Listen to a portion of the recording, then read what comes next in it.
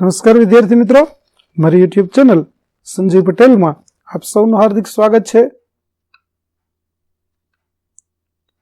મિત્રો, આજના વિડીયોની અંદર આપણે ધોરણ 8 વિષય છે સંસ્કૃત, જેનો પાઠ 7મો કે જે સત્ર 1 ની અંદર આવે છે, જેનું નામ છે સંખ્યા.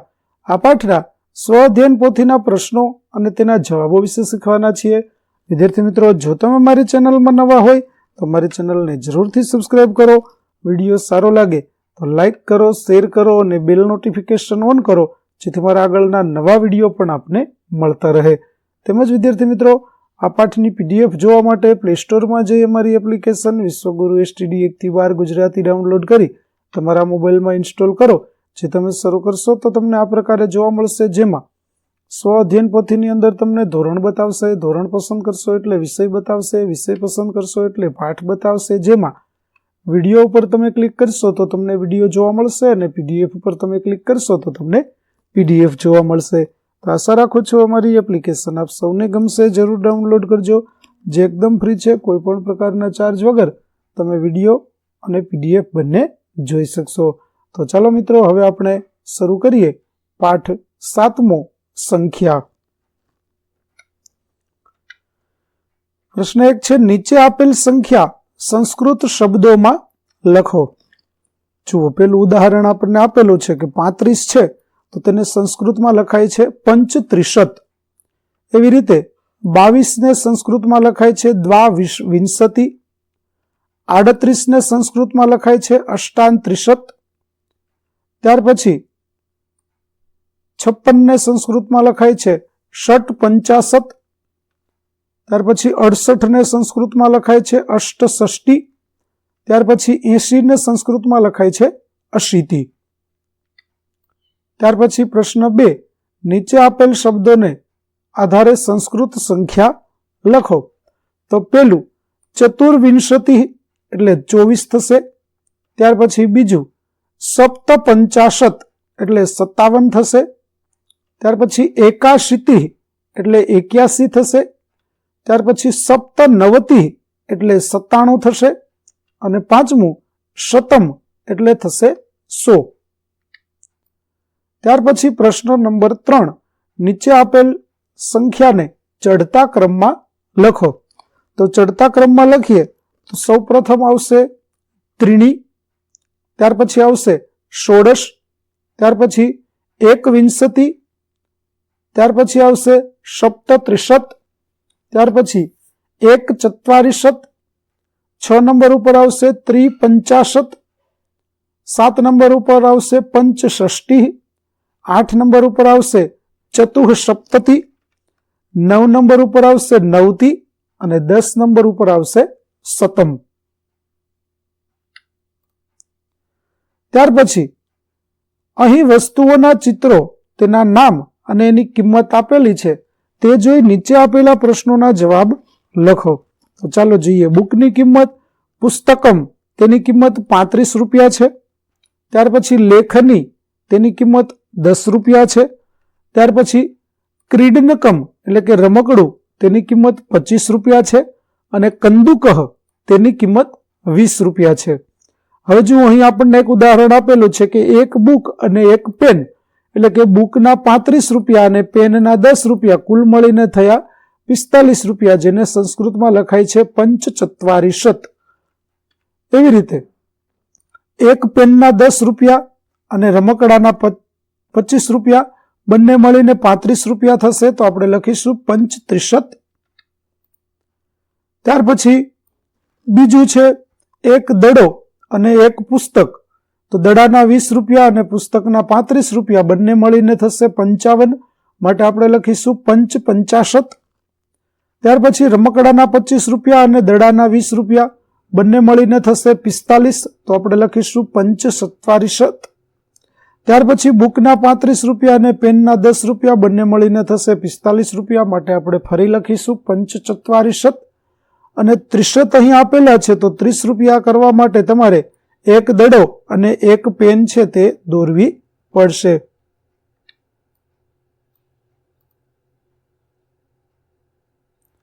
ત્યાર પછી પ્રશ્ન નંબર 5, અહીં બાળકોએ પરીક્ષામાં મેળવેલા ગુણ આપેલા છે તે જોઈ નીચે આપેલ પ્રશ્નોના જવાબ લખો. તો જુઓ, જુદા જુદા વિષયોની અંદર ગણેશ, શિવેશ અને હરેશે જે ગુણો મેળવેલા છે તે આપેલા છે. ચાલો આપણે તેના આધારે પ્રશ્નો જોઈએ. પહેલો પ્રશ્ન, ગણેશ ગુજરાતી વિષયે કતિ ગુણાન પ્રાપ્તવાન? ગણેશને ગુજરાતીમાં કેટલા ગુણ મળ્યા છે? તો ગણેશને ગુજરાતીમાં 87 ગુણ મળ્યા છે. તો આપણે જવાબ લખીશું કે ગણેશ ગુજરાતી વિષયે 87 ગુણાન પ્રાપ્તવાન, એટલે કે સપ્તાશીતિ. ત્યાર પછી બીજું, સંસ્કૃત વિષયે કહ સર્વાધિક ગુણાન પ્રાપ્તવાન? સંસ્કૃતમાં સૌથી વધુ ગુણ કોને પ્રાપ્ત થયા છે? તો સંસ્કૃત વિષયે ગણેશ સર્વાધિક ગુણાન પ્રાપ્તવાન. ત્યાર પછીનો પ્રશ્ન નંબર 3, શિવેશસ્ય હિન્દી વિષયે કતિ ગુણા પ્રાપ્ત સંતિ? તો શિવેશસ્ય હિન્દી વિષયે 69 ગુણા સંતિ, 69. ત્યાર પછી ચોથું, હરેશસ્ય વિજ્ઞાન વિષયે કતિ ગુણા સંતિ?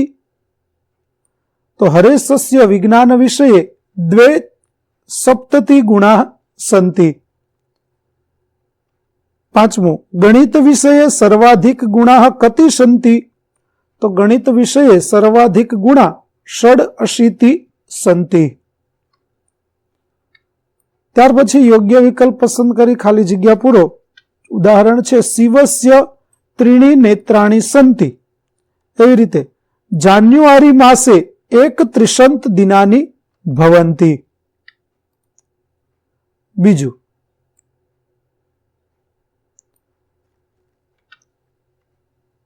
42 રૂપ્યકાણી વત્તા 30 રૂપ્યકાણી બરાબર 240 રૂપ્યકાણી સંતિ.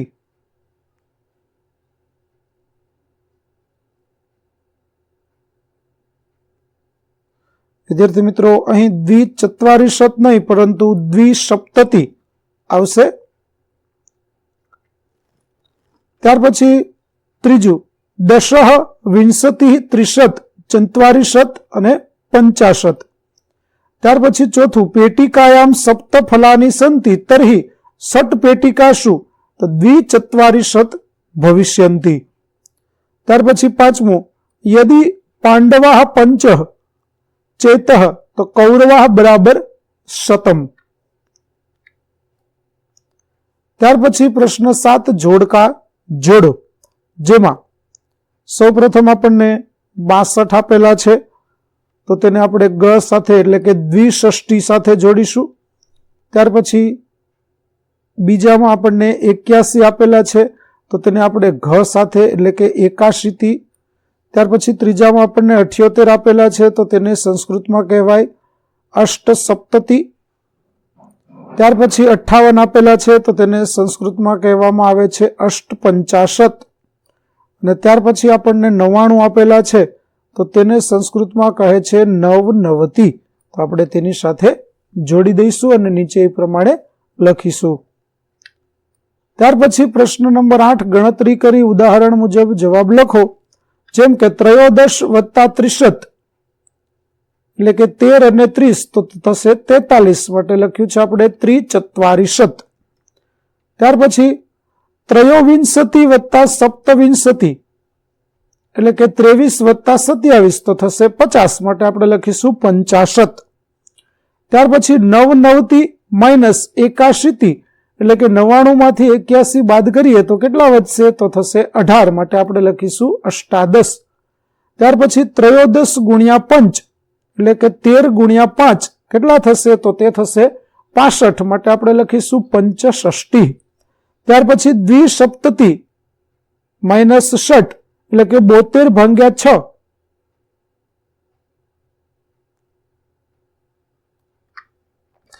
વિદ્યાર્થી મિત્રો, અહીં આપણે 12 લખીશું. આ જવાબ છે તે ખોટો છે, માટે આપણે અહીં 12 લખવાના થશે, જેને સંસ્કૃતમાં દ્વાદશ કહેવામાં આવે છે. માટે આપણે આ નહીં લખીએ અને ત્યાં દ્વાદશ એવું લખીશું.